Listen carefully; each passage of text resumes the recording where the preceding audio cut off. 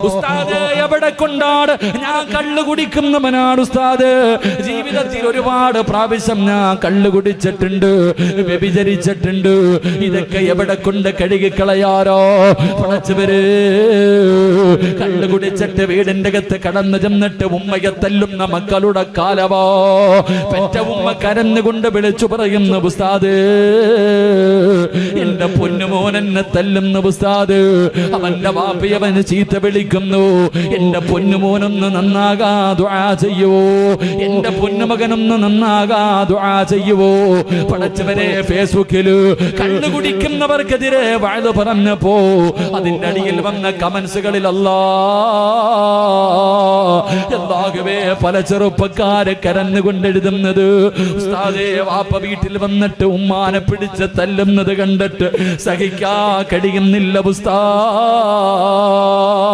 അല്ലാഹുവേ കള്ളു കുടിക്കുന്നവനാ ഉസ്താദ്, നിർത്തണമെന്ന് ആഗ്രഹമുണ്ട്, എന്നെ കൊണ്ട് കഴിയുന്നില്ല, ദുആ ചെയ്യണേ എന്ന് പറയുമ്പോ എന്റെ പ്രിയമുള്ള സഹോദരാ, അല്ലാഹുവിന്റെ പ്രവാചകൻ അവിടെന്ന് പറയുകയാ, കള്ളുകുടിയുമായി ബന്ധപ്പെട്ട ദുശീലങ്ങളൊക്കെ ഒഴിവാക്കണം ചെറുപ്പക്കാരാ.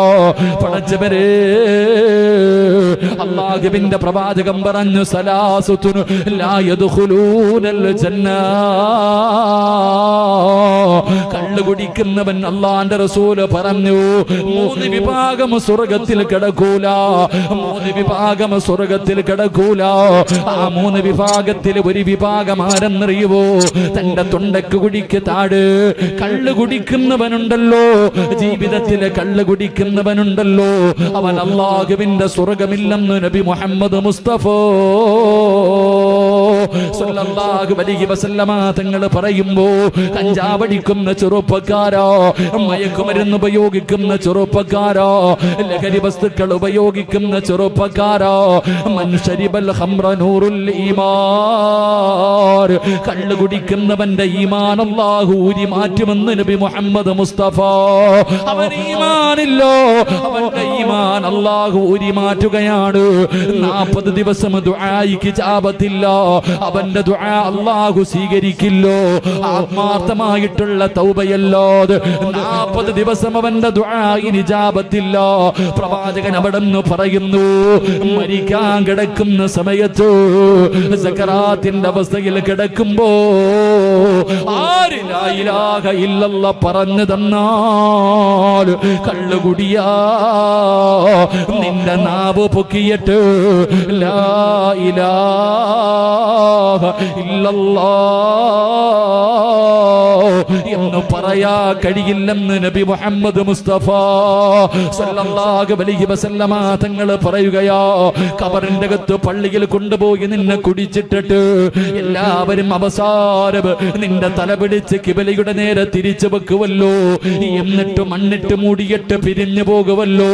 പോയി നോക്കടാ ചെറുപ്പക്കാരാ, കള്ളു കുടിച്ച് ചത്തുപോയവന്റെ ഖബർ മാന്തി നോക്ക്, അവന്റെ തല കിബിലയുടെ നേരെ കടക്കൂല, അവന്റെ തല കിബിലയ്ക്ക് എതിരാകുമെന്ന് നബി മുഹമ്മദ് മുസ്തഫ സല്ലല്ലാഹു അലൈഹി വസല്ലമ തങ്ങൾ പറയുമ്പോ എങ്ങനെയാ വരുന്നതെന്നറിയുവോ?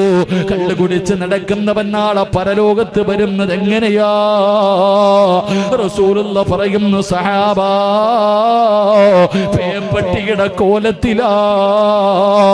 പേ പിടിച്ച പട്ടിയുണ്ടല്ലോ, നാം ഇങ്ങനെ താഴ്ത്തി പിടിച്ചിട്ട് ഈള ഒലിപ്പിച്ചിട്ട് വരുന്നത് പോലെ കള്ളുകുടിയും നാളെ പരലോകത്ത് വരുമ്പോ നെഞ്ചിന്റെ ഭാഗം വരെ നാക്കിങ്ങനെ നീണ്ടു കിടക്കുകയാ.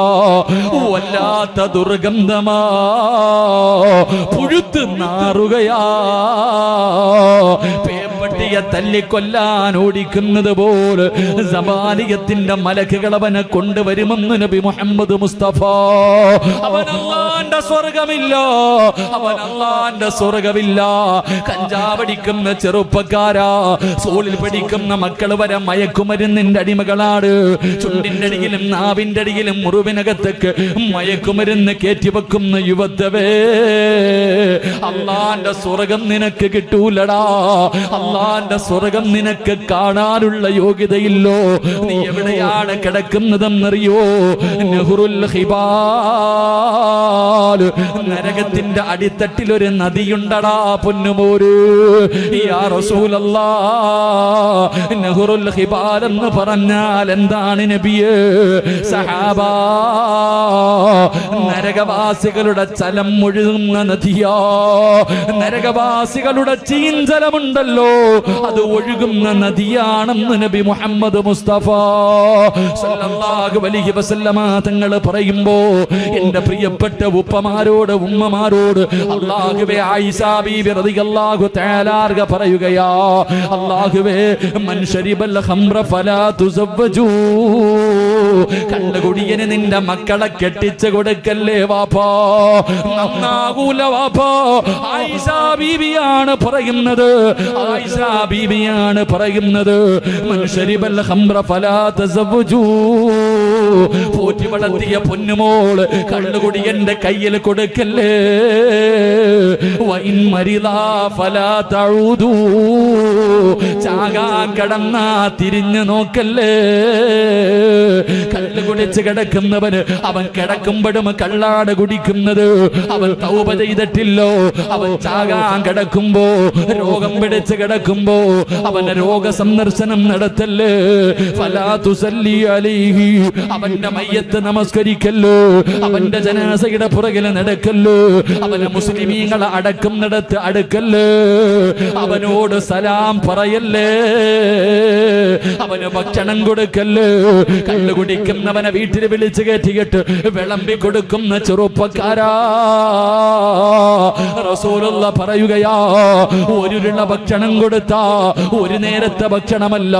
കള്ളു കുടിക്കുന്ന നിന്റെ കൂട്ടുകാരനെ വിഭാഗത്തിന്റെ തലേ ദിവസം വീട്ടിൽ വിളിച്ചെടുത്തിയിട്ട് ഭക്ഷണം കൊടുത്താ, നിന്നെ 9.5 മാസക്കാലം ഗർഭം ചുമന്ന് മരണവേദനയുടെ വേദനയിൽ നിന്ന് പ്രസവിച്ചോ, നിന്നെ പാല് തന്ന് പോറ്റി വളർത്തിയ നിന്റെ പെറ്റ തള്ളയുണ്ടല്ലോ, നിന്റെ പെറ്റുമ്മയുണ്ടല്ലോ, ആ ഉമ്മാനെ വ്യഭിചരിച്ചതിന് തുല്യവാടാ കള്ളുകുടിയനെ ഭക്ഷണം കൊടുക്കുന്നത്.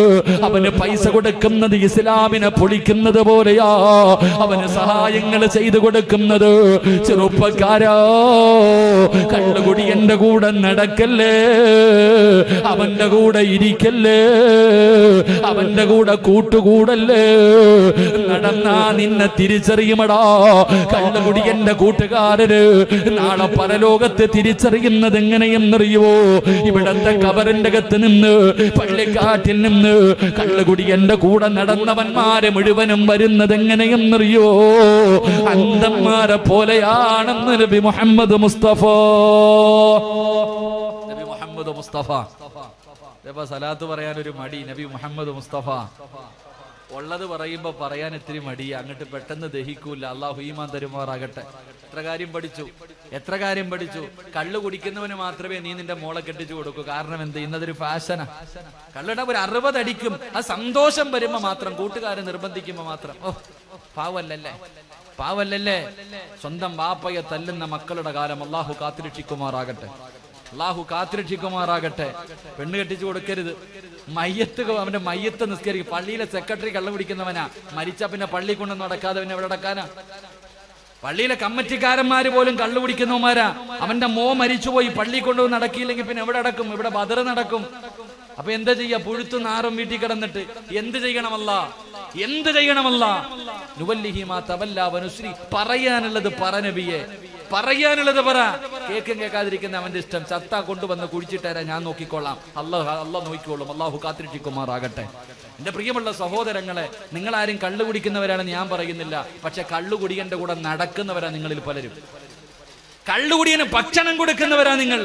ഭക്ഷണം ഒരു നേരത്തെ അല്ല, ഒരുള്ള ഭക്ഷണം കൊടുത്താൽ നിന്റെ ഉമ്മാനെ നിനക്ക് ഓർമ്മ വരണം. വ്യഭിചരിച്ചതിന് തുല്യവാ. അവനെ നിങ്ങൾ സഹായം ചെയ്തു കൊടുക്കരുത്. അള്ളാഹു നമുക്ക് ഈമാൻ നൽകി അനുഗ്രഹിക്കുമാറാകട്ടെ. എന്റെ പ്രിയമുള്ളവരെ, പ്രവാചകൻ അവിടുന്ന് പറയുന്നു, കള്ളിൽ ശിഫയില്ല, ഒരു മരുന്നിനും ശിഫ കള്ളിലില്ല. അള്ളാഹു നമുക്ക് ഈമാൻ തരുമാറാകട്ടെ. എന്റെ പ്രിയമുള്ള സഹോദരങ്ങൾ, അതുകൊണ്ട് ഞാൻ പറഞ്ഞു വന്നത്, ഒരുപാട് കുടിച്ചവർ, ഉപ്പാനെ തല്ലുന്ന മക്കൾ, വാപ്പയെ ചീത്ത പിടിക്കുന്ന മക്കൾ, 4 മൃഗങ്ങളുടെ സ്വഭാവം കള്ളുകുടിക്കുന്നുണ്ടെന്ന കണ്ടിട്ടില്ലേ? കള്ളുകുടിക്കുന്നവന്മാരിങ്ങനെ ആടാറുണ്ട്. എന്തുകൊണ്ടാണ് ആടുന്നത്? എന്തുകൊണ്ടാടുന്നേ? കള്ളു കുടിക്കുന്നവന്റെ കാലുറക്കാറില്ല. അവന് 4 മൃഗത്തിന്റെ സ്വഭാവം ഉണ്ടാകും. തഴവ് ഉസ്താദിന്റെ ബൈത്തെടുത്ത് നോക്കിയാൽ മനസ്സിലാവും. ആദം നബി അലൈഹിസ്സലാം ഒരു മുന്തിരിയുടെ തൈ ലോകത്താദ്യമായിട്ട് നട്ടു. നടുന്ന സമയത്ത് ഇബ്ലീസ് ഒരു മയിലിനെ അറുത്തിട്ട് അതിന്റെ രക്തം കൊണ്ടുവന്നൊഴിച്ചു. രണ്ടാമത് കൊരങ്ങന്റെ രക്തം കൊണ്ടൊഴിച്ചു. മൂന്നാമത് സിംഹത്തിന്റെ രക്തം കൊണ്ടൊഴിച്ചു. 4ാമത് പന്നിയുടെ രക്തം കൊണ്ടൊഴിച്ചു. ഈ 4 ജീവിയുടെ സ്വഭാവം കള്ളുകുടിയുണ്ട്. മയിലിന്റെ സ്വഭാവം ആട്ടം. മയിലാടുന്നത് പോലെ കള്ളു കുടിച്ചവൻ നിന്ന് ആടാറുണ്ട്. അത് മയിലിന്റെ രക്തം ഒഴിച്ചത് കൊണ്ടാ. ചാട്ടം, കാലുറക്കത്തിലെ ചാടിച്ചാടിയാ നടക്കണേ. അത് കൊരങ്ങൻ ഇങ്ങനെ ഒരു മരക്കൊമ്പിന്ന് അടുത്ത മരക്കൊമ്പി ചാടുന്നത് പോലെ. ധൈര്യം, എവനെ കൊല്ലാൻ പറഞ്ഞാലും കൊല്ലും. സിംഹത്തിന്റെ ധൈര്യം. പന്നി ഏത് കാറ്റത്തിലും കിടക്കും, കുടിയൻ ഏത് ഓടയിലും കിടക്കും. അല്ലാഹു ഈമാൻ തരുമാറാകട്ടെ. എന്റെ പ്രിയമുള്ള സഹോദരങ്ങൾ, അതുകൊണ്ട് ഞാൻ പറഞ്ഞു വന്നത്, ജീവിതത്തിൽ പാപം ചെയ്തവരാ, കള്ളു കുടിച്ചവരുണ്ടാകാം. അല്ലെങ്കിൽ എന്റെ പ്രിയമുള്ളവരെ, കള്ളുകുടി 10 വിഭാഗം ആൾക്കാർ കള്ളു കുടിച്ചില്ലെങ്കിലും കള്ളു കുടിക്കന്റെ ലിസ്റ്റിലാ. ആരാ 10 വിഭാഗം ആൾക്കാർ? എന്റെ പ്രിയമുള്ളവരെ, കള്ളു കുടിക്കാൻ സ്ഥലം കൊടുത്തവൻ. ഹോട്ടലുണ്ട്, നല്ല ഹോട്ടലാ, ബിസ്മില്ലാ ഹോട്ടല് എന്നാ ഒരു സൈഡിൽ വരുന്നവന് 50 അടിക്കാനുള്ള സൗകര്യം, കടയുടെ ഒരു സൈഡ് ഇല്ലേ? ബിസ്മില്ലാ ഹോട്ടലിനകത്ത് കയറിയ. അങ്ങനെ ഹോട്ടൽ ഇവിടെ ഉണ്ടോന്ന് എനിക്കറിയില്ല. ഞാൻ പറഞ്ഞ സ്വാഭാവികമായിട്ടൊരു പേര് പറഞ്ഞതേ ഉള്ളൂ. നല്ല പേരിട്ടിട്ട് അതിനകത്ത് സൗകര്യം. നിന്റെ വീട്ടിലിരുത്തി അടിക്കാൻ. കല്യാണത്തിന്റെ തലേ ദിവസം പാർട്ടി, കള്ളു കുടിക്കാൻ, ബിയർ കുടിച്ചോ അല്ലേ? കടയിൽ കച്ചവടം നടത്തുന്നവൻ ഒരു 2 സോഡയും ഇത്തിരി മിച്ചറും 2 ഗ്ലാസും. സംസം വെള്ളം കുടിക്കാനല്ല, കള്ളു കുടിക്കാനാന്നറിയാം, കൊടുക്കും നീ ഇല്ലേ? അളിയ, ബീവറേജിന്റെ മുന്നിൽ ഒന്ന് വിട്ടേക്ക്. കയറി, അല്ലാഹു കയറിക്കോ, സ്വർഗത്തിലല്ലേ കയറി, കയറ്റിക്കൊണ്ട് വിട്. നീയും കള്ളു കുടിക്കന്റെ ലിസ്റ്റിലാണെന്ന് നബി മുഹമ്മദ് മുസ്തഫ. ഉറക്കപ്പറ നബി മുഹമ്മദ് മുസ്തഫ സല്ലല്ലാഹു അലൈഹി വസല്ലം. അല്ലാഹു നമുക്ക് ഈമാൻ നൽകി അനുഗ്രഹിക്കുമാറാകട്ടെ. ഞാൻ പറഞ്ഞത്, ഇതുപോലെയുള്ള പാപങ്ങൾ നമ്മുടെ ജീവിതത്തിൽ ചെയ്തവരാ. വ്യഭിചരിച്ചവരുണ്ട്, പലിശ തിന്നവരുണ്ട്. അല്ലാഹുവേ, ജീവിതത്തിൽ ചെയ്തു പോയ പാപങ്ങൾ എവിടെ കൊണ്ട് കഴുകിക്കളയാനാന്ന് ചോദിക്കുന്ന ചെറുപ്പക്കാരാ, രാത്രി എഴുന്നേറ്റ് 2 റക്അത്ത് നിസ്കരിച്ചിട്ടൊന്ന് കരയണം. അള്ളാന്റെ മുന്നിൽ കൈനീട്ടിയിട്ട് 1-ാം ആകാശത്തിൽ വന്നിരുന്നിട്ട് അല്ല ഭൂമി നോക്കിയിട്ട് പറയാ, ആരാ എന്നോട് ചോദിക്കുന്നത്? ഞാൻ പുറത്തു കൊടുക്കാം. എന്താ വേണ്ടത് എന്നോട് ചോദിക്ക്, ഞാൻ തരാമെന്ന് പറഞ്ഞ് 1-ാം ആകാശത്തിൽ അല്ലാഹു വന്നിരിക്കുമെന്ന് നബി മുഹമ്മദ് മുസ്തഫ സല്ലല്ലാഹു അലൈഹി വസല്ലമ തങ്ങൾ പറയുമ്പോ, ജീവിതത്തിൽ പാപം ചെയ്യാത്ത ആരുമില്ല. കാരണം നമ്മളാരും മലക്കുകളല്ല, മനുഷ്യന്മാരാ. അതുകൊണ്ട് പ്രിയമുള്ളവരെ, റബീഉൽ അവ്വലിന്റെ രാത്രിയാട് ചെയ്തു പോയ പാപങ്ങൾ മുഴുവനും മഴത്തുള്ളി പെയ്തിറങ്ങുന്ന സദസ്സിലിരുന്നു കൊണ്ട് ഓരോന്നായിട്ട് നീ എണ്ണി എണ്ണി പറയണം. എങ്ങനെ പറയണമെന്നറിയോ? പൊറുക്കണ്ട പാപമോ സയ്യിദി വെറുക്കാതെ പൊറുക്കുന്നവൻ ആരുണ്ട് നീയല്ലാതെ. ഇഹലോക ആർഭാടങ്ങളെന്നെ വലച്ചതാ,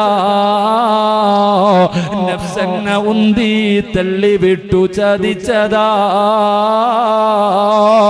അല്ലാതെ ധിക്കരിച്ചല്ല റബ്ബേ നിന്നെ, അതുകൊണ്ട് ആട്ടരുതിലാഹേ എന്നെ. പടച്ചവനെ, പെട്ടുപോയതാ തമ്പുരാന്. സാഹചര്യവും ശൈത്താനും എല്ലാം എന്നെ കൊണ്ട് നശിപ്പിച്ചതാണ്, എന്നെ പിഴപ്പിച്ചതാണ്. അല്ലാഹുവേ, നീ എല്ലാം കാണുമെന്ന് എനിക്കറിയാ തമ്പുരാന്. എന്നിട്ടും ചെയ്തത് ധിക്കാരമല്ല. നീ കണ്ടാൽ എനിക്കൊന്നുമില്ല എന്ന് കരുതിയിട്ടല്ല. പെട്ടുപോയതാ തമ്പുരാന്.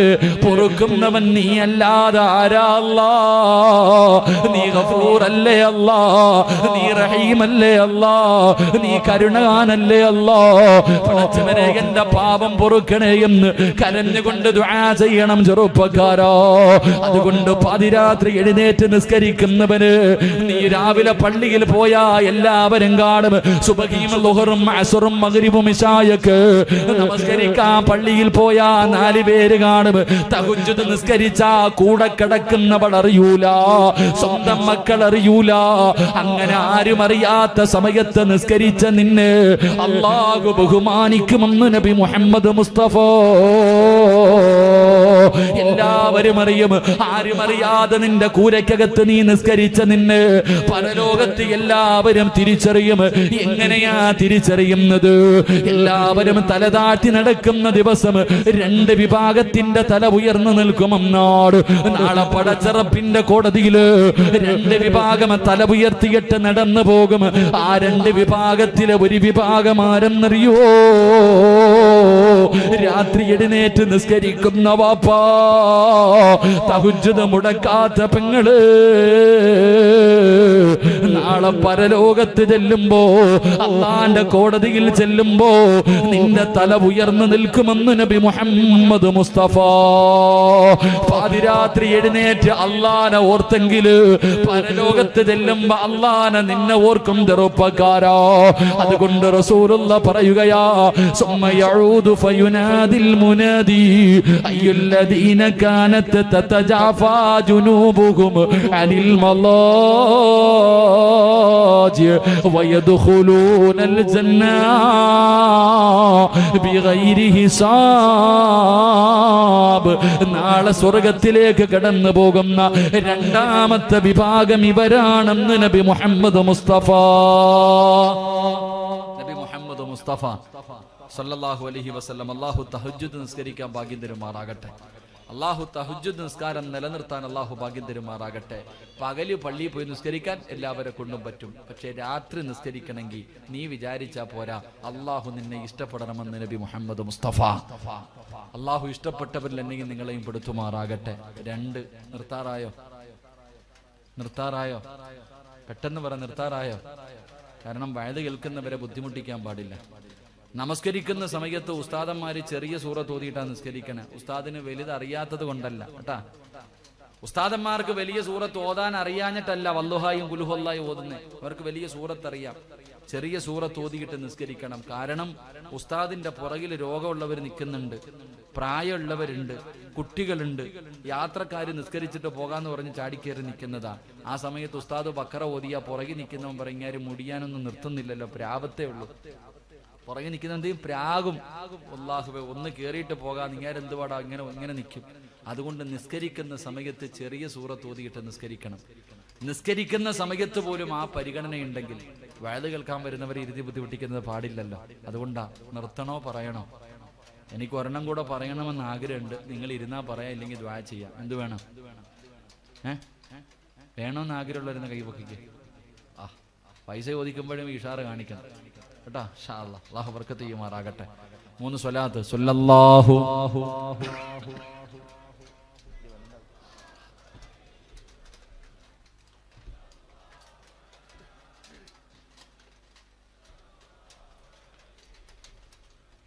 اللهم صل على محمد.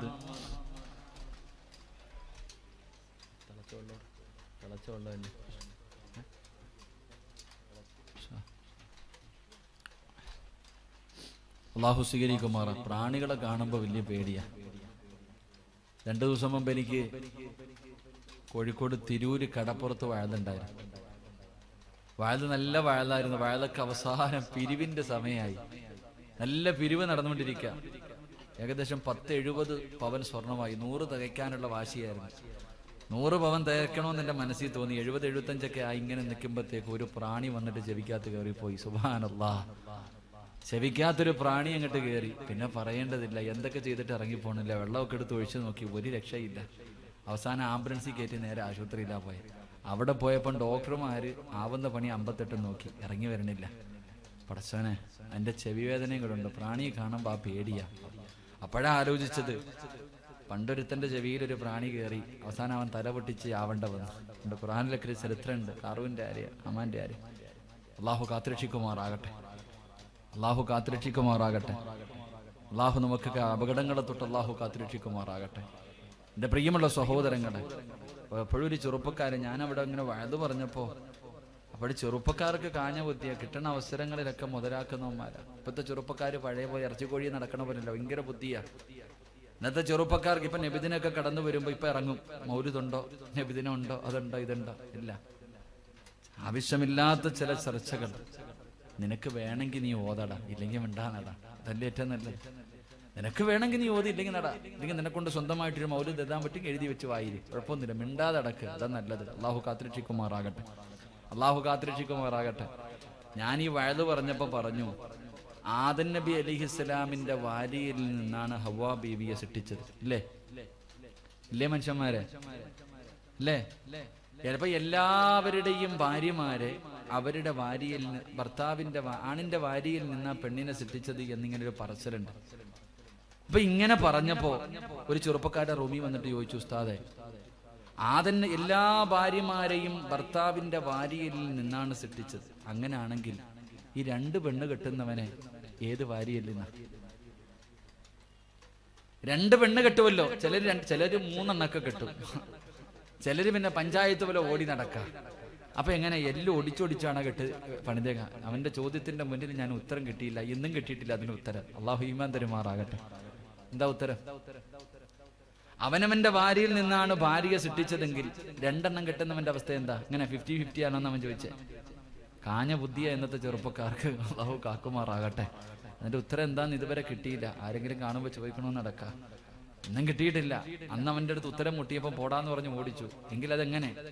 അള്ളാഹു നമുക്ക് ഈമാൻ നൽകി അനുഗ്രഹിക്കുമാറാകട്ടെ. ഇന്നത്തെ ചെറുപ്പക്കാരൊക്കെ വലിയ വലിയ ഐഡിയ പഠിച്ചവന്മാരാ. എല്ലാത്തിനും നന്മയ്ക്കൊന്നും ബുദ്ധി വർക്ക് ചെയ്യൂല. ആവശ്യമില്ലാത്ത കുരുട്ട് കാര്യങ്ങൾക്കൊക്കെ ഭയങ്കര വർക്കുവാ. അള്ളാഹു നമ്മുടെ ഉമ്മത്ത്, നമ്മുടെ ചെറുപ്പക്കാർക്ക് അള്ളാഹു ഈമാൻ നൽകി അനുഗ്രഹിക്കുമാറാകട്ടെ. അള്ളാഹു ഈമാൻ നൽകി അനുഗ്രഹിക്കുമാറാകട്ടെ. എൻ്റെ പ്രിയമുള്ള സഹോദരങ്ങൾ, അതുകൊണ്ട് 3 ഞാൻ പെട്ടെന്ന് പറയാം. നാളെ വിചാരണയില്ലാതെ സ്വർഗത്തിൽ കിടക്കുന്ന 3ാമത്തെ വിഭാഗം, ഈ സദസ്സിലിരിക്കുന്ന ഒരു വിഭാഗത്തെ അള്ളാഹു അടുത്തേക്ക് വിളിക്കും. ഈ സദസ്സിലിരിക്കുന്ന ഒരു വിഭാഗത്തെ അള്ളാഹു അടുത്തേക്ക് വിളിച്ചിട്ട് നിരത്തിങ്ങനെ നിർത്തും. വിവിഐപികളാവർ, അവർക്ക് പ്രത്യേക പരിഗണനയാണ്. അള്ളാഹു അവരെ അടുത്തേക്ക് വിളിച്ചിട്ട് ഇങ്ങനെ നിരത്തി നിർത്തും. അള്ളാഹുവിന്റെ റസൂൽ സല്ലല്ലാഹു അലൈഹി വസല്ലമ തങ്ങൾ പറഞ്ഞു, അവിടുന്ന് പ്രവാചകൻ പറഞ്ഞു, അവരെ ഇങ്ങനെ അള്ളാഹു ബഹുമാനത്തോടു കൂടി അടുത്തു വിളിച്ചു നിർത്തും. അവര് നാളെ വിചാരണയില്ലാതെ സ്വർഗത്തിലേക്ക് കടന്നു പോകും. ആരാ നബിയെ? അള്ളാഹുവിന്റെ പ്രവാചകൻ പറഞ്ഞു, അള്ളാഹു അവർക്കൊരു പരീക്ഷണം കൊടുക്കുമ്പോ അവർക്ക് അള്ളാഹു മാരക രോഗം ക്യാൻസർ കൊടുത്തു. അവൻ പറയും, അൽഹംദുലില്ലാ. മക്കള് മരിച്ചു, അൽഹംദുലില്ലാ. കച്ചവടം കടത്തി നഷ്ടത്തിലായി, അൽഹംദുലില്ലാ. പണം നഷ്ടപ്പെട്ടു, അൽഹംദുലില്ലാ. അവൻ എന്തു വിപത്ത് കൊടുത്താലും അവൻ ആദ്യം അൽഹംദുലില്ലാ എന്ന് പറയുന്നവനാണെന്ന് നബി മുഹമ്മദ് മുസ്തഫ. നബി മുഹമ്മദ് മുസ്തഫ ഈ സദസ്സിൽ വെച്ചൊന്ന് തലകറങ്ങി വീണു. എടുത്തുകൊണ്ട് ഇവിടെ പോയി കരുനാഗപ്പള്ളി കൊണ്ടുപോയി. അവസാനം രക്തം ടെസ്റ്റ് ചെയ്തു, ചെറിയ കംപ്ലൈന്റ് ഉണ്ട്. ഒന്നുകൂടെ ടെസ്റ്റ് ചെയ്തു, കംപ്ലൈന്റ് ഉണ്ട്. നേരെ തിരുവനന്തപുരം RCCയിലേക്ക് വിട്ടു. അവിടെ ചെന്നു ബ്ലഡ് ടെസ്റ്റ് ചെയ്തു. ഡോക്ടർ വന്നിട്ട് പറയുക, ക്യാൻസർ ഉണ്ട്. ആ സമയത്ത് അൽഹംദുലില്ലാ എന്ന് പറയുന്നവനാണെന്ന് നബി മുഹമ്മദ് മുസ്തഫ. നബി മുഹമ്മദ് മുസ്തഫ. സ്വന്തം മകൻ മരിച്ചുപോയി, ആരാ അൽഹംദുലില്ലാ പറയാ? ലക്ഷങ്ങളുടെ കടം വന്നു, ആരാ അൽഹംദുലില്ലാ പറയാ? ആരാ പറയാ? എന്റെ പ്രിയപ്പെട്ട സഹോദരങ്ങളെ, 10ാം ക്ലാസ്സിൽ പരീക്ഷ എഴുതിയവൻ റിസൾട്ട് നോക്കുമ്പോ തോറ്റുപോയി, ആരാ അൽഹംദുലില്ലാ പറയാ? ജോലി നഷ്ടപ്പെട്ടു, കല്യാണം മുടങ്ങി, അൽഹംദുലില്ലാ. അൽഹംദുലില്ലാ പറഞ്ഞ നിനക്ക് സ്വർഗമുണ്ടെന്ന് നബി മുഹമ്മദ് മുസ്തഫ. നബി മുഹമ്മദ് മുസ്തഫ. ക്ഷമിക്കും. നട്ടലൊടിഞ്ഞിട്ട് കിടക്ക. കുറ്റം പറഞ്ഞൊക്കെ നോക്കി, ഒരു രക്ഷയില്ല. ഡോക്ടർമാരെല്ലാം കൈയൊടിഞ്ഞു. അപ്പൊ എന്ത് ചെയ്യും? എന്തായാലും അള്ളാന്റെ തീരുമാനം, ക്ഷമിക്കാം, അതിൽ കാര്യമില്ല. അള്ളാഹു ഒരു പരീക്ഷണം കൊടുക്കുമ്പോ റസൂലുള്ളാഹി സ്വല്ലല്ലാഹു അലൈഹി വസല്ലമ തങ്ങൾ പറഞ്ഞു, മക്കളുടെ റൂഹ് പിടിച്ചിട്ട് മലക്കുകൾ കയറി ചെല്ലുമ്പോൾ അള്ളാഹു ചോദിക്കും, വാപ്പ എന്താ പറഞ്ഞേന്ന്? സ്വന്തം മകൻ മരിച്ചുപോയി, അവന്റെ റൂഹ് പിടിച്ചിട്ട് പോകുന്ന മലക്കുകളോട് ചോദിക്കും, എന്റെ അടിമ എന്തു പറഞ്ഞു? അള്ളാഹുവേ അൽഹംദുലില്ലാ. പടച്ചവൻ അവൻ അൽഹംദുലില്ലാ പറഞ്ഞു. റബ്ബേ, സ്വന്തം മകന്റെ മയ്യത്ത്, സ്വന്തം മകൻ മരിച്ചപ്പോഴും അവൻ പറഞ്ഞത് അൽഹംദുലില്ലാ, നിന്നെ സ്തുതിച്ചല്ല. അള്ളാഹു പറയും, സ്വർഗത്തിൽ ഒരു കൊട്ടാരം പണി, എന്നിട്ട് അതിന്റെ മുകളിൽ പേരെഴുതി വെക്കണം ബൈത്തുൽ ഹംദ്, അതിന്റെ അടിമയ്ക്കുള്ള വീടാണെന്ന് അള്ളാഹു പറയുമെന്ന് നബി മുഹമ്മദ് മുസ്തഫ. നബി മുഹമ്മദ് മുസ്തഫ സല്ലല്ലാഹു അലൈഹി വസല്ലമ തങ്ങൾ പറഞ്ഞു, അള്ളാഹു ദുഃഖങ്ങളും ദുരിതങ്ങളും പ്രയാസങ്ങളും പ്രതിസന്ധികളും തരുമ്പോ ആദ്യം നാവ് കൊണ്ട് അൽഹംദുലില്ലാ പറയുന്നവൻ നാളെ സ്വർഗത്തിലാണെന്ന് നബി മുഹമ്മദ് മുസ്തഫ. നബി മുഹമ്മദ് മുസ്തഫ. ഒരൽഹംദുലില്ലാ പറഞ്ഞേ. ഇങ്ങനല്ല, മനസ്സറിഞ്ഞിട്ട് പറ, രക്ഷപ്പെട്ടു പോ നല്ലതുപോലെ. എന്റെ പ്രിയമുള്ള സഹോദരങ്ങളെ, അള്ളാഹുവിന്റെ പ്രവാചകൻ അവിടെന്ന് പറയുകയാ, അള്ളാഹു പരീക്ഷണങ്ങൾ കൊടുക്കുമ്പോൾ, പ്രയാസങ്ങളും ദുഃഖങ്ങളും ദുരിതങ്ങളും കൊടുക്കുമ്പോ അൽഹംദുലില്ലാ എന്ന് പറയുന്ന പറയുന്നവൻ നാളെ വിചാരണയില്ലാതെ സ്വർഗത്തിൽ കിടക്കുമെന്ന് പ്രവാചകം പറയുമ്പോ ഈ സദസ്സിലിരിക്കുന്ന ഞാൻ ഉൾപ്പെടെ നമ്മുടെ ജീവിതത്തിൽ പ്രയാസമുള്ളവരുണ്ട്, ദുഃഖമുള്ളവരുണ്ട്, കടമുള്ളവരുണ്ട്, കച്ചവടം നഷ്ടത്തിലായവരുണ്ട്, രോഗം പിടിച്ചവരുണ്ട്. പ്രയാസമില്ലാത്ത ഒരു മനുഷ്യനുമില്ല, ജീവിതത്തിൽ പ്രയാസമില്ലാത്ത ഒരു മനുഷ്യനുമില്ല. അല്ലാഹുവിന്റെ പ്രവാചകം പറയുകയാ, മടിക്കണ്ട, കുറ്റപ്പെടുത്തണ്ട, പരാതി പറയണ്ട, അല്ലാഹനെ സ്തുതിക്കാൻ മറക്കല്ലേ. ഇല്ലാ യലമൽ ജസാ മഅ യലമൽ ഫലാ. അല്ലാഹുവിന്റെ പ്രവാചകൻ അവിടെന്ന് പറയുകയാ, ഏതു പ്രയാസമുണ്ടെങ്കിലും, എത്ര വലിയ രോഗമുണ്ടെങ്കിലും, ദുഃഖമാണെങ്കിലും, താങ്ങാൻ കഴിയാത്ത വേദനയാണെങ്കിലും അല്ലാഹനെ സ്തുതിക്കാൻ ഒരു മനസ്സ് വേണോ? അല്ലാഹനെ സ്തുതിക്കാൻ ഒരു മനസ്സ് വേണോ? ഇല്ലാ യലമൽ ജസാ മഅ യലമൽ ഫലാ. ഈ ഹദീസ് അങ്ങ് ഹൃദയത്തിന്റെ അകത്ത് എഴുതി വെച്ചാ മതി. കോടികളുടെ നഷ്ടമുണ്ടായാൽ നീ അല്ലാഹനെ കുറ്റപ്പെടുത്തൂല, നീ പറയും അൽഹംദുലില്ലാഹ്. ക്യാൻസർ വന്നാലും അൽഹംദുലില്ലാഹ്, ജോലി നഷ്ടപ്പെട്ടാലും അൽഹംദുലില്ലാഹ്, കടം വന്നാലും അൽഹംദുലില്ലാഹ്, ജീവിതത്തിൽ താങ്ങാൻ കഴിയാത്ത എത്ര വലിയ പ്രയാസമുണ്ടായാലും അൽഹംദുലില്ലാഹ്. അതിന്റെ കാരണം എന്തെന്നറിയോ? വാപ്പാ, ഒരു ദുഃഖത്തിന്റെ പുറകിൽ ഒരു സന്തോഷമുണ്ട്, ഒരു കയറ്റം കഴിഞ്ഞാ ഒരിറക്കമുണ്ട്. അല്ലാഹു നിനക്ക് പരീക്ഷണം തന്നിരിക്കുന്നത് നിനക്കെന്തോ നല്ലത് വരാൻ പോകുന്നതിന്റെ അടയാളമാണെന്ന് നബി മുഹമ്മദ് മുസ്തഫ സല്ലല്ലാഹു അലൈഹി വസല്ലമ തങ്ങൾ പറയുകയാ. ദുഃഖവും ദുരിതവുമില്ലാത്ത ആരുമില്ല, ദുഃഖവും ദുരിതവുമില്ലാത്ത ആരുമില്ല. അൽഹംദുലില്ലാഹ് പറ. അത് പറയാൻ തോന്നണമെങ്കിൽ റസൂലുള്ള പറഞ്ഞു, ഒരു ദുഃഖം കഴിഞ്ഞാ ഒരു സന്തോഷമുണ്ട്, ഒരു കയറ്റം കഴിഞ്ഞാ ഒരിറക്കമുണ്ട്. അല്ലാഹു നിനക്ക് ദുഃഖം തന്നിരിക്കുന്നത് നിനക്കെന്തോ നല്ലത് വരാൻ പോകുന്നതിന്റെ അടയാളമാണെന്ന് നബി മുഹമ്മദ് മുസ്തഫ. ഉറക്കെ നബി മുഹമ്മദ് മുസ്തഫ സല്ലല്ലാഹു അലൈഹി വസല്ലമ തങ്ങൾ പറഞ്ഞു, അല്ലാഹു ഇപ്പം നിനക്ക് ഈ പ്രയാസം തന്നിരിക്കുന്നത് എന്തിനാ? നിനക്കൊരു നല്ല കാലം വരാൻ പോകുന്നു, അതിന്റെ അടയാളവാ. ഇനി ഒരു അൽഹംദുലില്ലാഹ് പറഞ്ഞു. ഉറക്കം എന്താ പറഞ്ഞു? നിനക്ക് എന്തോ വരാൻ പോകുന്നു, ഒരു നല്ലത്. എടാ കടം വന്ന പോട്ടെ, കച്ചവടം തകർന്ന പോട്ടെ, അടുത്തത് അല്ല തരും, അല്ല തരും. നിനക്ക് പോയ പോട്ടെ, എന്തിന്റെയും പുറകിൽ, ഒരു ദുഃഖത്തിന്റെ പുറകിൽ ഒരു സന്തോഷമുണ്ട്. അല്ലാഹു നൽകി അനുഗ്രഹിക്കുമാറാകട്ടെ. ഒരു അൽഹംദുലില്ലാഹ് മനസ്സറിഞ്ഞിട്ട് പറ. ഞാൻ പ്രതിഫലം പറഞ്ഞുതരാം. ഒരു അൽഹംദുലില്ലാഹ് പറ. അൽഹംദുലില്ലാഹ് പറഞ്ഞാൽ കിട്ടുന്ന പ്രതിഫലം എന്താ? അല്ലാഹു ഒരു പ്രയാസം തരുമ്പോ, ഒരു ദുഃഖം തരുമ്പോ, എന്ത് വേദന അല്ലാഹു തരുമ്പോ, മഹാനായ ഉർവ റളിയല്ലാഹു തആല അൻഹു തന്റെ പൊന്നുമകൻ ഉർവ റളിയല്ലാഹു തആല അൻഹുവിന്റെ ഏറ്റവും മക്കളിൽ ഏറ്റവും ചെറിയ മകൻ, ആ ചരിത്രം കേൾക്കു നോക്കണം. വല്ലാത്ത പരീക്ഷണം കൊടുത്ത ഒരു സഹാബിയ ഉർവ റളിയല്ലാഹു തആല അൻഹു. എന്റെ പ്രിയമുള്ളവരെ, കാലിന്റെ വിരല് പഴുത്തു. വൈദ്യന്മാര് പറഞ്ഞു, തങ്ങളെ വിരല് മുറിച്ചു മാറ്റിയില്ലെങ്കിൽ പഴുപ്പ് മുകളിൽ കയറും. ഉർവ തങ്ങൾ സമ്മതിച്ചില്ല. കാല് മുഴുവനും പഴുപ്പായി, കാൽപ്പത്തി മുഴുവനും പഴുപ്പായി. തങ്ങളെ അവിടെ വെച്ച് മുറിച്ചില്ലെങ്കിൽ മുകളിലോട്ട് കയറും, കുഴപ്പമില്ല. അവസാനം പഴുപ്പ് മുകളിലേക്ക് കയറുമ്പോ വൈദ്യന്മാര് പറഞ്ഞു, ഉർവ റളിയല്ലാഹു തആല അൻഹുവിനോട് കാല് മുറിച്ചു മാറ്റിയില്ലെങ്കിലും മുകളിലേക്ക് കയറും, പിന്നെ അരവെച്ച് മുറിക്കേണ്ടി വരും. അവസാനം വൈദ്യന്മാര് പറയുമ്പോ ഉർവ റളിയല്ലാഹു തആല അൻഹു സമ്മതിച്ചു. വൈദ്യന്മാര് മുഴുവനും കാല് മുറിക്കാൻ വരുമ്പോ ഒരു ഗ്ലാസ് കള്ളുവായിട്ടാ വരുന്ന ഉർവ തങ്ങളുടെ അടുക്കൽ കൊണ്ടുവന്നിട്ട് പറഞ്ഞു, കള്ളാണ് തങ്ങളെ കുടിക്കണം. എന്തിനാ? കാല് മുറിക്കുന്ന സമയത്ത് വേദന അറിയാതിരിക്കാൻ. കാല് മുറിക്കുന്ന സമയത്ത് വേദന അറിയാതിരിക്കാൻ. അന്നും മയക്കുമരുന്നൊന്നും ഇല്ലല്ലോ, അന്നൊന്നും മയക്കലൊന്നും ഇല്ലല്ലോ. എന്റെ പ്രിയപ്പെട്ടവരെ, ഉർവ റളിയല്ലാഹു തആല അൻഹു പറഞ്ഞു, കള്ളു കുടിക്കേണ്ട ആവശ്യമൊന്നുമില്ല, ഞാൻ 2 റക്അത്ത് നിസ്കരിക്കാം, നിസ്കരിക്കുമ്പോ മുറിച്ചോളാൻ പറ്റുമെങ്കിൽ. അതാ ഉർവ റളിയല്ലാഹു തആല അൻഹു പറഞ്ഞു, ഞാൻ ഉളുവെടുത്തിട്ട് നിസ്കരിക്കാൻ പറ്റുമെങ്കിൽ നിങ്ങൾ മുറിച്ചു മാറ്റിക്കോ. മഹാനായ ഉർവ റളിയല്ലാഹു തആല അൻഹു നമസ്കരിക്കാൻ കൈകെട്ടി അവിടുന്ന് ഫാത്തിഹ ഓതി സൂറത്ത് ഓതാൻ തുടങ്ങി. വൈദ്യന്മാര് പടച്ചവനെ നമസ്കാരത്തിൽ മുഴുകിയെന്ന് മനസ്സിലായപ്പോ ഉർവ റളിയല്ലാഹു തആല അൻഹുവിന്റെ കാല് വെട്ടിമുറിച്ചു. വാപ്പ അറിഞ്ഞില്ല. നമസ്കാരത്തിൽ അവിടുന്ന് വെട്ടിമുറിച്ചു. അവസാനം കാലിൽ നിന്ന് രക്തം ഇങ്ങനെ ഒഴുകുകയാ. അന്ന് രക്തം നിൽക്കുന്നതിന് വേണ്ടി അവർ ചെയ്തിരുന്നത്, സൈത്തെണ്ണ തിളപ്പിച്ചിട്ട് മുക്കും കാല്. റളിയല്ലാഹു തആല അൻഹുവിന്റെ കാലിലേക്ക് തിളച്ച എണ്ണയെടുത്ത് ഇങ്ങനെ മുക്കുമ്പോ ബോധം കെട്ട് വീണുപോയി, കാല് മുറിഞ്ഞു കിടക്കുകയാ. അപ്പോഴാണ് തന്റെ ഇളയ മകനുണ്ടല്ലോ, അള്ളാഹു കൊടുത്ത ഏറ്റവും ഇളയ മകന് ഒട്ടകത്തിന്റെ ചവിട്ട് കൊണ്ടിട്ട് മരണപ്പെട്ടു പോയി. ബോധം തിരിച്ചു വന്നപ്പോ കുടുംബക്കാര് മുഴുവനും വൈദ്യന്മാരും അടുത്തുണ്ട്. അവിടെ നിന്ന് പറഞ്ഞു, ഉറുവതങ്ങള് നിങ്ങളുടെ കാല് മുറിച്ചു മാറ്റി. ഇന്നാ ലില്ലാഹി വ ഇന്നാ ഇലൈഹി റാജിഊൻ. അൽഹംദുലില്ലാഹ്, ഉറുവതങ്ങളെ ഏറ്റവും ഇളയ മകന് മരിച്ചുപോയി. ഇന്നാ ലില്ലാഹി അൽഹംദുലില്ലാഹ്. എല്ലാവരും അത്ഭുതത്തോടെ ചോദിക്കുമ്പോ അവിടെ നിന്ന് പറഞ്ഞു, 2 കാല് തന്നിട്ട് അല്ല ഒന്നല്ലേ എടുത്തുള്ളൂ, ഒന്നെനിക്ക് ബാക്കി വെച്ചല്ലോ.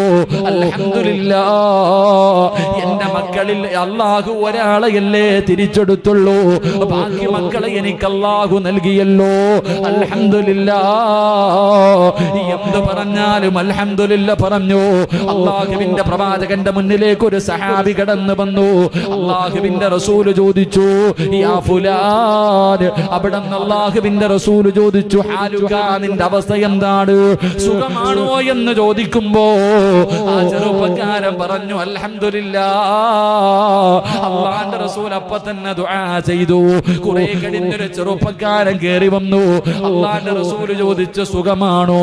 ആ ചെറുപ്പക്കാരൻ പറഞ്ഞു, സുഖമാണ് നബിയേ. അല്ലാഹുവിന്റെ റസൂൽ ദുആ ചെയ്തില്ല. ഈ ചെറുപ്പക്കാരൻ പറഞ്ഞു, നബിയേ എനിക്ക് വേണ്ടി ദുആ ചെയ്യണം, ഇപ്പൊ തന്നെ ദുആ ചെയ്യണം. പ്രവാചകൻ പറഞ്ഞു, നീ അൽഹംദുലില്ലാഹ് പറഞ്ഞിരുന്നെങ്കിൽ എത്രയോ നല്ലതായിരുന്നു. സുഖമാണോ എന്ന് ചോദിക്കുമ്പോ സുഖമാണെന്നല്ല പറയേണ്ടത്, അൽഹംദുലില്ലാഹ്. അല്ലാഹുവിനെ സ്തുതിച്ചിട്ടേ മറുപടി പറയാവൂ. അൽഹംദുലില്ലാഹ് പറഞ്ഞാ കിട്ടുന്ന പ്രതിഫലം എന്താ? മഹാനായ അബൂ തൽഹ റളിയല്ലാഹു തആല അൻഹു, തനിക്കൊരു പൊന്നുമോനുണ്ടായിരുന്നു. മകനോട് വല്ലാത്ത സ്നേഹമാണ്, വാപ്പയും മകനും വല്ലാത്ത സ്നേഹത്തിലാണ്. അവസാനം എന്റെ പ്രിയമുള്ളവരെ, അബൂ തൽഹ റളിയല്ലാഹു തആല അൻഹു ഒരു യാത്രയ്ക്ക് വേണ്ടി തയ്യാറെടുക്കുകയാ.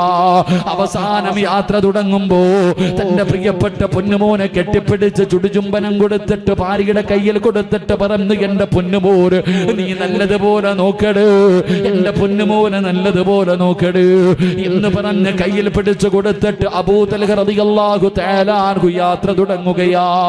പടച്ചവനെ, ദിവസങ്ങൾ കഴിഞ്ഞു, തന്റെ പൊന്നുമോന് പനി പിടിക്കുകയാണ്. എന്ത് മരുന്ന് കഴിച്ചിട്ടും പനി മാറുന്നില്ല, രോഗം ഇങ്ങനെ വർദ്ധിക്കുകയാണ്. അവസാനം തന്റെ പൊന്നാര മകനങ്ങ് മരണപ്പെടുകയോ. വാപ്പ നാട്ടിലില്ല, ഉമ്മ മാത്രമാണുള്ളത്, ഉമ്മ മാത്രമാണുള്ളത്. തന്റെ പൊന്നുമകനും മരിച്ചു കിടക്കുകയാണ്. ഉമ്മ സുലൈ റളിയല്ലാഹു തആല അൻഹ അല്ലാഹുവിന്റെ പ്രവാചകന്റെ മുന്നിലേക്ക് ചെന്നിട്ട് പറഞ്ഞു, നബിയേ എന്റെ പൊന്നുമോ പോയി നബിയേ, എന്റെ പൊന്നുമോ പോയി നബിയേ. അല്ലാഹുവിന്റെ റസൂൽ പറഞ്ഞു, ഇന്നാ ലില്ലാഹ്. അല്ലാഹുവിന്റെ പരീക്ഷണമാണ് മുസ്ലിം, അല്ലാഹുവിന്റെ പരീക്ഷണമാണ്, പടച്ചവന്റെ പരീക്ഷണമാ. അൽഹംദുലില്ലാഹ് പറ, അൽഹംദുലില്ലാഹ് പറ. സ്വന്തം മകൻ മരിച്ച വാർത്ത പോയി പറയുമ്പോ ക്ഷമിക്കെന്ന് പറഞ്ഞിട്ട് അല്ലാഹുവിന്റെ പ്രവാചകൻ പറഞ്ഞു, അല്ലാഹുവിനെ സ്തുതിക്കാ. നബിയെ അവിടെ നിന്ന് അൽഹംദുലില്ലാഹ് പറഞ്ഞു. നബിയെ ഭർത്താവ് നാട്ടിലില്ല, ഞാൻ എന്ത് ചെയ്യണം നബിയെ?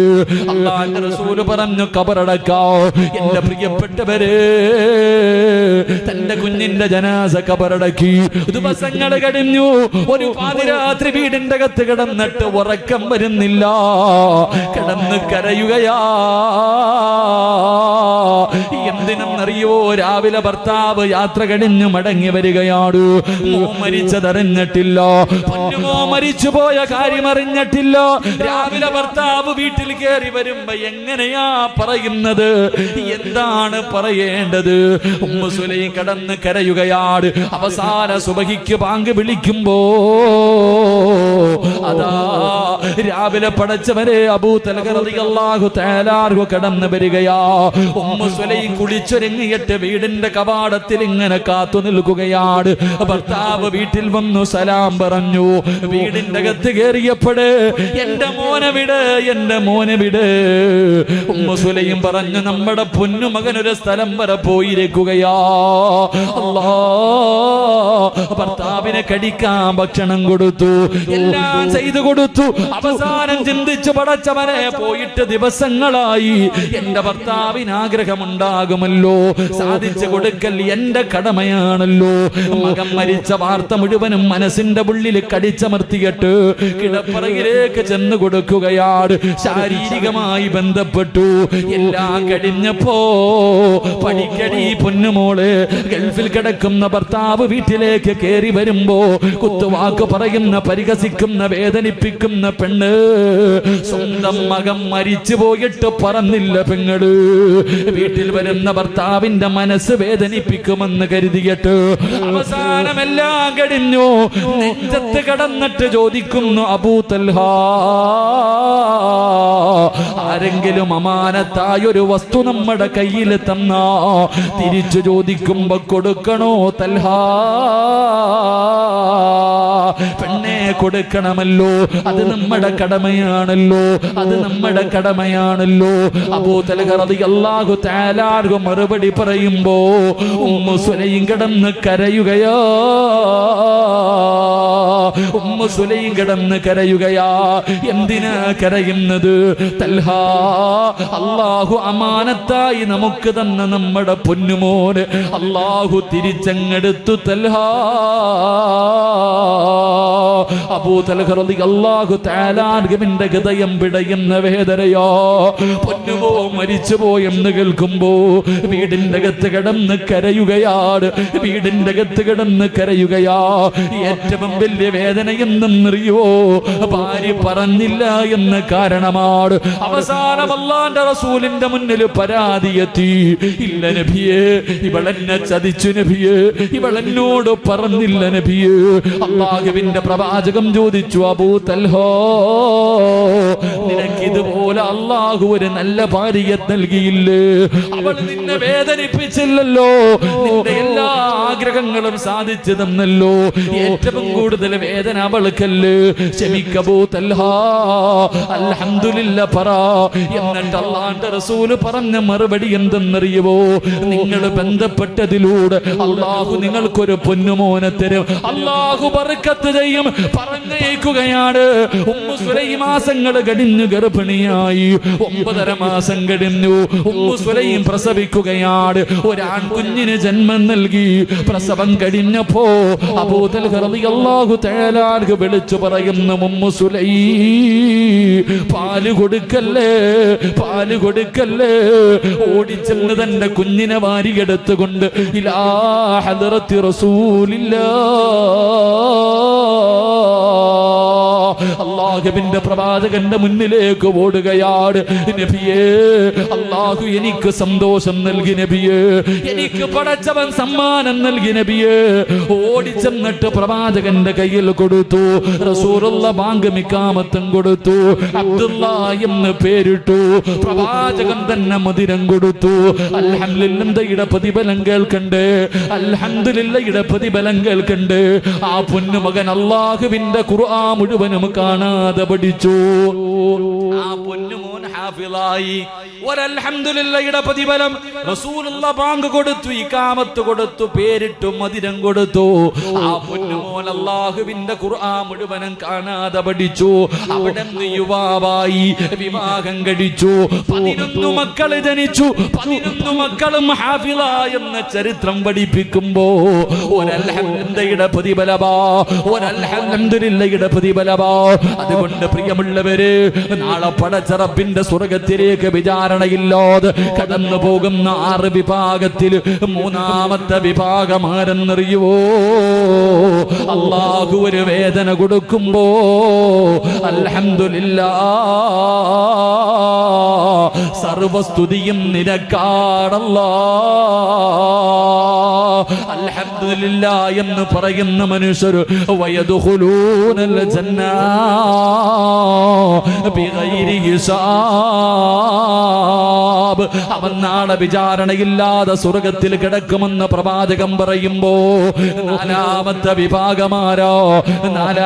വിഭാഗമാരോ അൽഫലാഹിന്റെ ചെറുപ്പക്കാരാ. പലരും നിന്നോട് ചോദിക്കും, നിനക്കൊന്നും വേറെ പണിയില്ലേടോ, ആവശ്യമില്ലാതെ എന്തിനാണ് ഇതൊക്കെ വലിച്ചു വെക്കുന്നത് എന്ന് നിങ്ങളോട് പലരും ചോദിക്കാറുണ്ടല്ലോ, കുറ്റപ്പെടുത്താറുണ്ടല്ലോ, കളിയാക്കാറുണ്ടല്ലോ, പരിഹസിക്കാറുണ്ടല്ലോ. പൊന്നുമോനെ, തളരല്ലടോ, പതറല്ലടോ. നാളെ വിചാരണയില്ലാതെ സ്വർഗത്തിൽ കിടക്കുന്ന നാലാമത്തെ വിഭാഗം നിങ്ങളാണ് മക്കളെ, നിങ്ങളാണ് ചെറുപ്പക്കാരാ.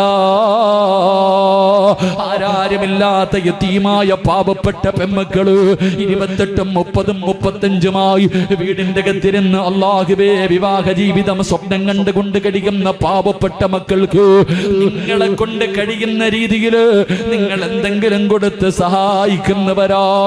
നിങ്ങൾക്ക് അല്ലാഹു പരിശുദ്ധമായ ഖുർആൻ എടുത്ത് നോക്കൂ. വയുതഇമൂന തആമ അലാ ഹുബ്ബിഹി മിസ്കീനൻ വയതീമൻ വഅസീറാ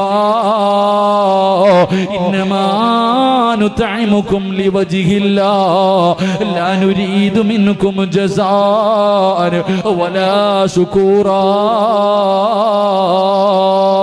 ഇന്നാ നഖാഫു മിർ റബ്ബിനാ യൗമൻ അബൂസൻ قمطريرا فوقاهم الله شر ذلك اليوم. അല്ലാഹ് പറഞ്ഞ പ്രതിഫലമോ, അല്ലാഹുവിന്റെ ഖുർആൻ പറഞ്ഞ പ്രതിഫലമോ. പാപങ്ങളെ സഹായിക്കുന്നവര്, യതീമീങ്ങളെ സഹായിക്കുന്നവര്, യതീമീങ്ങൾക്ക് ഭക്ഷണം കൊടുക്കുന്നവര്, ഒരു നേരത്തെ അന്നത്തിന് വകയില്ലാത്തവന് ഭക്ഷണം കൊടുക്കുന്നവർ, വസ്ത്രമില്ലാത്തവർക്ക് വസ്ത്രം കൊടുക്കുന്നവർ, യതീമീങ്ങളെ സഹായിക്കുന്നവർ, പാവപ്പെട്ട പെമ്മക്കളെ കെട്ടിക്കാൻ കൊടുക്കുന്നവർ, പടച്ചവനെ രോഗികൾക്ക് മരുന്ന് വാങ്ങിക്കൊടുക്കുന്നവർ, ആരാരുമില്ലാത്തവർക്ക് താങ്ങും തണലുമാകുന്ന മുസ്ലിമേ, നിന്നെ അല്ലാഹു നാളെ പരലോകത്ത് രക്ഷിക്കും ചെറുപ്പക്കാരോ. അതുകൊണ്ട് എന്റെ പ്രിയമുള്ളവരോട് പറയുകയാ, സംഘാടകരെ ബക്കറ്റുമായിട്ട് മുന്നിലേക്ക് വരികയാ. ഓടേണ്ടവർ കോടാ, കൈകെട്ടേണ്ടവർ കൈകെട്ടിയിരിക്കേണ്ടവർക്ക് ഇരിക്കാ, ഉറക്കം നടിക്കുന്നവർക്ക് നടിക്കാ. പ്രതിഫലം കേട്ടു. ഈ മനസ്സറിഞ്ഞുകൊണ്ട് പാവങ്ങൾക്ക് വേണ്ടി എന്തെങ്കിലും ഒരു സദക്ക കൊടുത്താ അല്ലാഹു തരുന്ന പ്രതിഫലം എന്താ? അസ്സദഖത്തു റത്തുൽ ബലാ. താങ്ങാൻ കഴിയാത്ത വേദന, എന്തെങ്കിലും ഒരു വിപത്ത് അല്ലാഹു തീരുമാനിച്ചിട്ടുണ്ടെങ്കിൽ അത് തട്ടി മാറ്റാൻ സദഖയ്ക്ക് കഴിയും. ബാപ്പോ, നിന്റെ കൈ മുറിച്ചു മാറ്റാ, നിന്റെ കാല് മുറിച്ചു മാറ്റാ, നിന്റെ കിഡ്നി തകർക്കാ, നിന്നെ അല്ലാഹുവേ ക്യാൻസർ രോഗിയാക്കാ അല്ലാഹു തീരുമാനിച്ചിട്ടുണ്ടെങ്കിൽ നിനക്കറിയുമോ അതിന്റെ അണുക്കൾ നിന്റെ ശരീരത്തിലുണ്ടോ എന്ന് നിനക്ക് തിരിച്ചറിയാൻ കഴിയോ? അത് തട്ടി മാറ്റാൻ സദഖയ്ക്ക് കഴിയും, അത് തട്ടി മാറ്റാ സദഖയ്ക്ക് കഴിയും. ഇത് പാവങ്ങൾക്ക് വേണ്ടിയോ, ആരാരുമില്ലാത്തവർക്ക് വേണ്ടിയോ, ഇവർക്ക് തിന്നാനല്ലോ, അവരുടെ കുടുംബക്കാർക്കല്ലോ, അവരുടെ പെങ്ങന്മാർക്കല്ലോ, ഈ നാട്ടിലെ പാവങ്ങൾക്ക് വേണ്ടിയാണ്.